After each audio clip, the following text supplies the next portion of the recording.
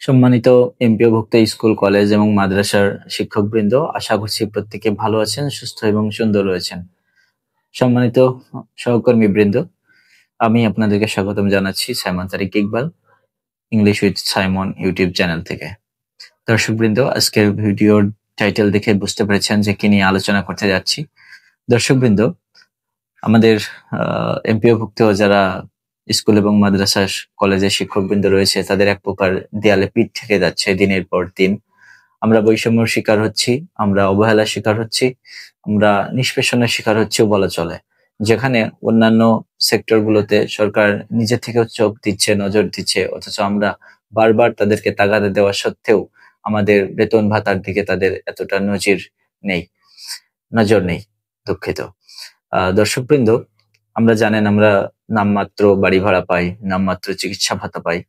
যদিও সরকারি স্কেল অনুযায়ী আমরা বেতন পেয়ে থাকি, কিন্তু অন্যান্য সেক্টরের তুলনায় আমাদের একটা হিউজ পরিমাণ বৈষম্য রয়ে গেছে।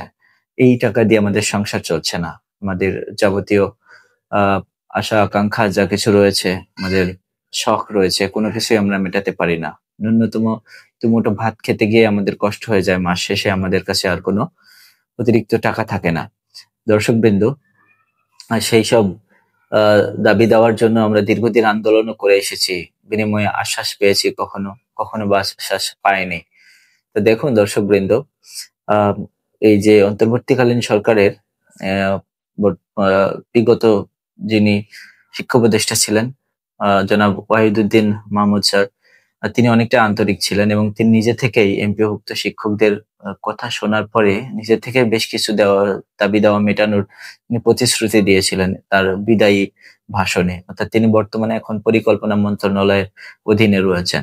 তার পরবর্তী যিনি এসেছেন আবরার চৌধুরী, সিয়ার আবরার, তিনি কিন্তু এতটা গুরুত্ব এখনো দেননি এবং আমাদের জন্য যে বাজেট রাখা হয়েছে এটাও স্বীকার করা হয়েছে যে আমাদের বাড়ি ভাড়া বাড়ানো হবে, চিকিৎসা ভাতা বাড়ানো হবে এবং সেই সাথে একটা শ্রান্তি ভাতা দেওয়ার কথাও নিজ থেকেই বলেছিলেন ওয়াহিদুদ্দিন মাহমুদ স্যার।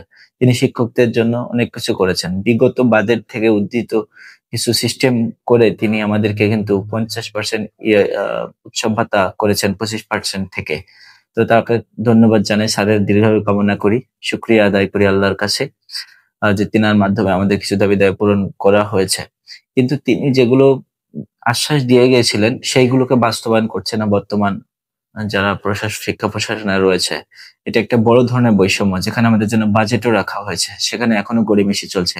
তাই এই গড়িমসি দূর করার জন্য, দাবি আদায় করার জন্য, জাতীয়করণ সহ বিভিন্ন দাবি দেওয়া আদায় করার জন্য আগামীকাল 13ই আগস্ট 2025 বিভিন্ন দেশ থেকে, বিভিন্ন অঞ্চল থেকে, বিভিন্ন স্কুল থেকে, অর্থাৎ প্রতিটি উপজেলার প্রতিটি স্কুল থেকেই আমার জানা মতে যে এবার মানুষ আসবে, একটা উল্লেখযোগ্য মানুষ এবার হাজির হবে। তাই আপনিও বসে থাকবেন না। আমার জেলা থেকে, আমি যে জেলায় কর্মরত রয়েছি মৌলভীবাজার জেলা, সেখান থেকেও 6টা বাস যাবে আজকে রাত্রে, আমি সন্ধান পেয়েছি, এবং আমার স্কুল থেকেও 2-3 জন যাবে।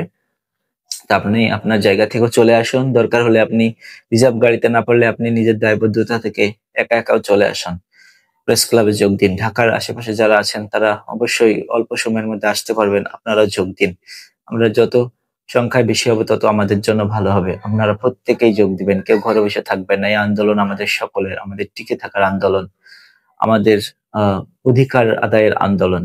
সবাই চলে আসুন, সবাই দলে দলে। এই বলেই আজকের মতো আপনাদের সামনে থেকে বিদায় নিচ্ছি। ভিডিওটি অবশ্যই শেয়ার করে দিবেন, ছড়িয়ে দেবেন। আসসালামু আলাইকুম।